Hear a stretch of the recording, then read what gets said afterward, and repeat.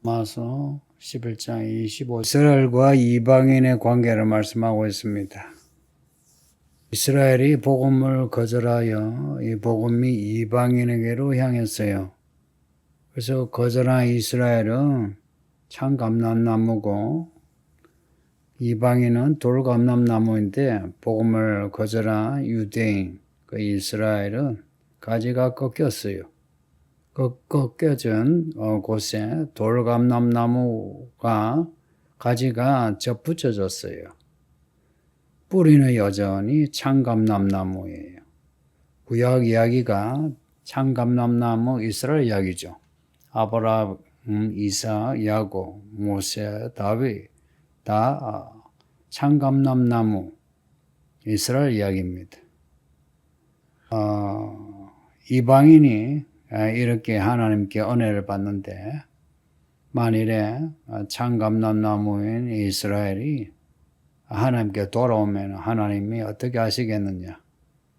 더 기뻐하시면서 받아들이지 않겠느냐 하는 겁니다. 또 한편 돌감람나무로 비유되는 이방인이 복음을 거절하고 혹은 복음에 누룩을 더해 다른 복음으로 대체한다면 돌감람나무인 이방인을 하나님이 그냥 두시겠느냐? 더 엄하게 치신다는 내용입니다. 이게 본문 앞의 내용인데 오늘 본문에서는 이방인과 이스라엘의 구원에 대해서 말씀하고 있습니다. 25절에 신비가 나옵니다. 신비. 하나님의 경륜에 감추어진 일입니다. 요한계시록에서는 계시라고 말씀해요. 감추어진 걸 나타내는. 이 25절에서의 이 32절의 이 내용, 오늘 읽는 이 내용은 종말에 관한 내용이라 보시면 됩니다. 이 신비를 너희가 모르기를 원하지 아니하는데 이 신비는 이방인의 충만한 수가 들어오기까지 이스라엘의 들어는 우둔하게 된 것이라. 이방인이 충만히 들어오기까지 이스라엘은 우둔하게 된답니다. 복음을 땅끝까지 전하라 하셨죠. 그 땅끝이 이방인 아닙니까? 이 복음이 이방인 곳곳에 전해질 때 그때까지 이스라엘의 들어는 한 일부입니다. 그런데 그냥 작은 일부가 아니죠.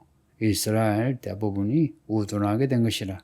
우둔하다는 것은 딱딱한 겁니다. 씨 뿌린 비유에서 길가에 떨어진 그 길가와 같은 그런 마음입니다.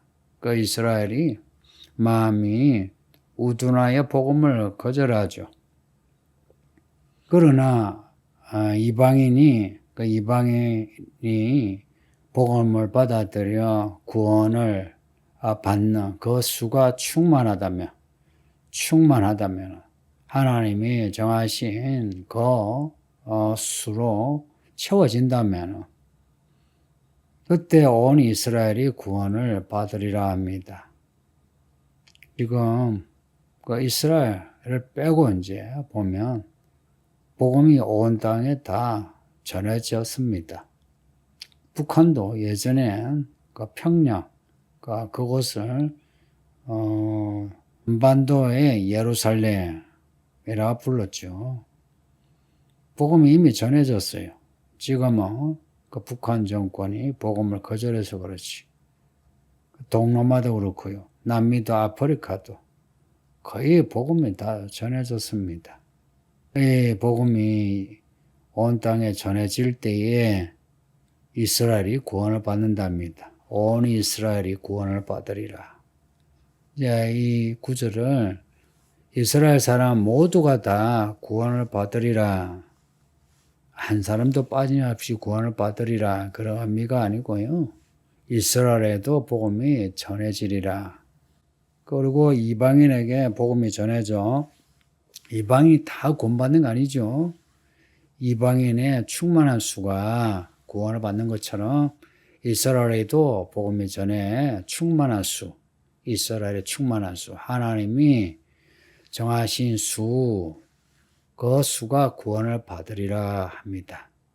요한계시록 7장에 보면 14만 4천 나오죠. 지파마다 12,000명씩 나오는데 그 12,000명이라는 게 하나님이 정하신 수, 그것도 꽉 찬 수의 상징적인 수라고 봅니다. 26절에 기록된 바 하고 이사야 59장 말씀을 인용해요. 구원자가 시온에서 오사 야곱에게서 경건하지 않은 것을 돌이키신답니다. 구원자가 시온에서 다윗 성에서 혹은 예루살렘에서 오신다. 예수님이 예루살렘에서 죽으셨죠. 예루살렘에 복음 전하시고 유대인에게서 구원자가 나온다는 겁니다. 야곱에게서 경건하지 않은 것을 돌이키신다. 야곱에게서 그 경건하지 아니한 것을 돌이켜 경건하게 하신다. 선지서가 다 그런 내용입니다. 하나님을 떠난 이스라엘이 돌아오라. 말라기 마지막의 말씀이 그렇죠. 아버지께 돌아오게 하는. 예수님의 말씀이 하늘에 계신 아버지께 돌아오라 하는 겁니다. 27절에 내가 그들의 죄를 없이 할 때에 그들에게 이루어질 내 언약이 이것이라 함과 같으니라. 내가 그들의 죄를 없이 할 때에 죄 사함의 날에 그들에게는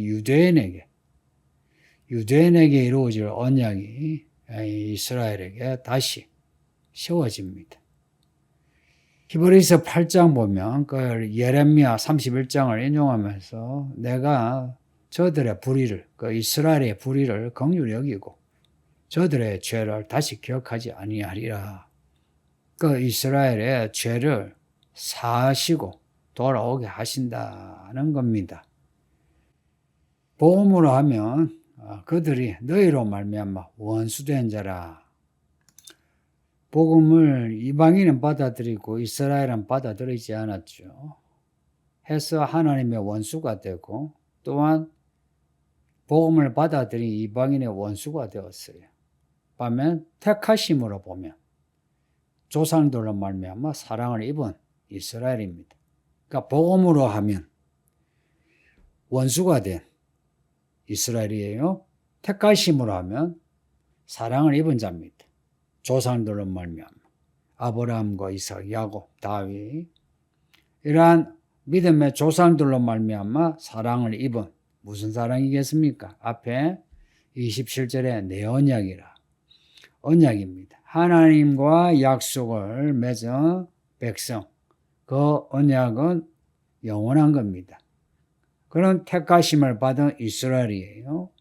그래서 이스라엘 향한 하나님의 경륜은 끝까지 갑니다. 거의 2000년간 이스라엘이 복음을 받아들이지 않았지만 그러나 하나님은 오래 참으심으로 구원을 이루십니다. 온 땅에 복음이 전파될 때까지 이스라엘의 얼마는 마음이 우둔해져서 복음을 받아들이지 않다가 온 땅에 복음이 전해져 이방인의 충만한 수가 구원을 받으면 이제 하나님이 이스라엘을 다시 회복시키신다는 겁니다.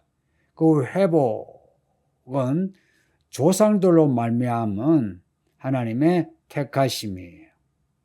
29절에 하나님의 은사와 부르심에는 후회하심이 없답니다.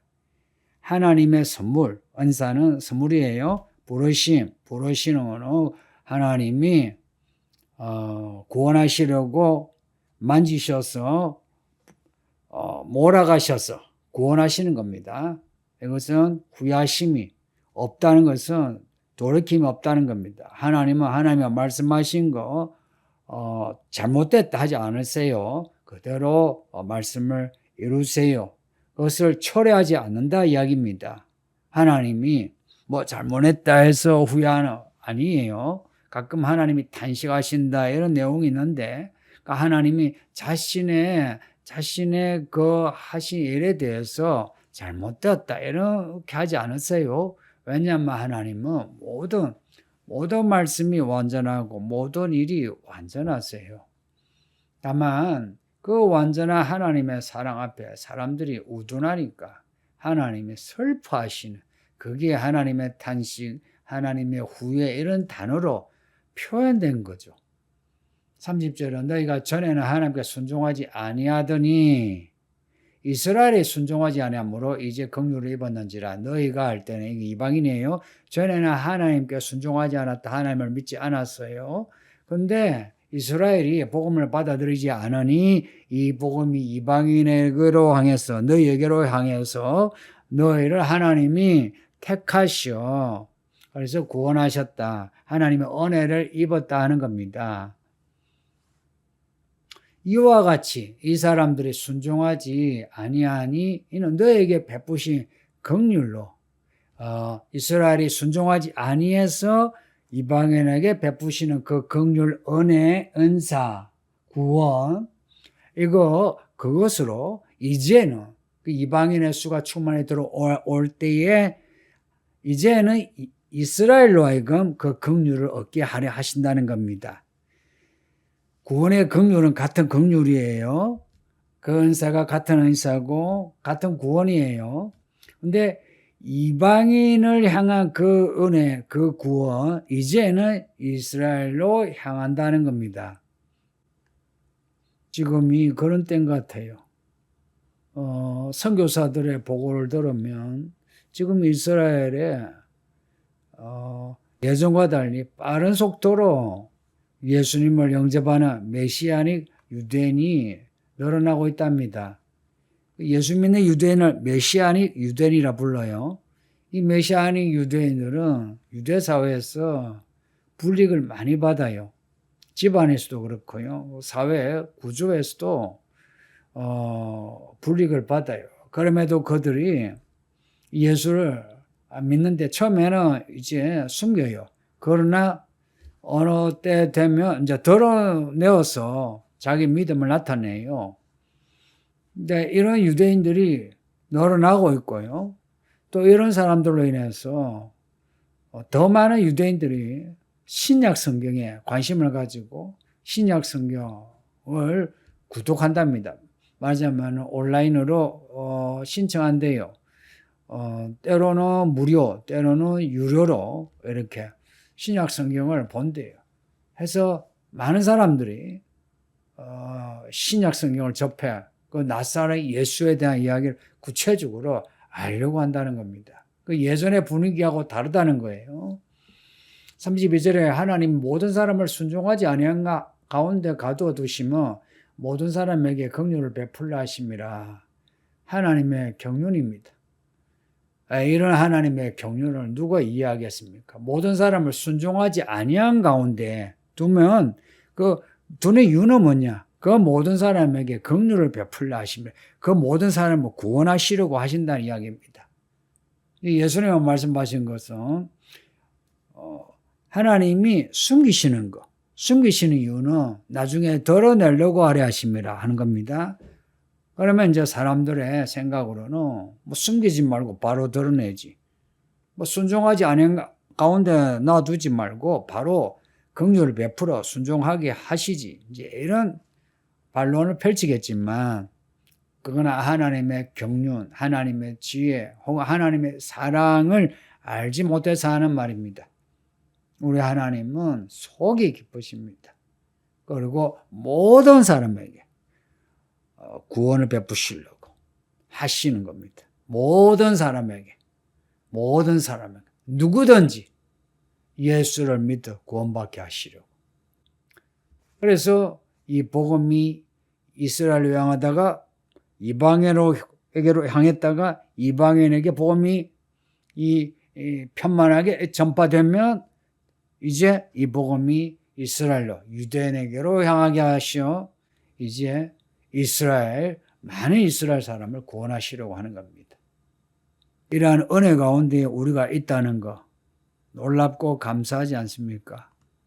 이런 택하심, 부르심, 은혜 받은 우리들, 이 은혜를 귀하게 여겨서 이 세상 험악해지고 복잡해지고 깜깜해지고요 해도 이 복음으로 인해서 우리가 불리기를 당하고 혹은 고난을 당할지라도 이 복음 받아들인 거 돌이키지 말고 복음으로 끝까지 살아가는 성도들이 됩시다. 아버지 하나님 감사합니다. 주의 말씀 읽고 들었으니 우리 하나님의 은사와 부르심에는 후회하심이 없는 것처럼 우리가 예수님을 믿는 이 믿음이 후회하심, 돌이키는 일이 없이 믿음에서 믿음으로 끝까지 갈 수 있게 해주소서.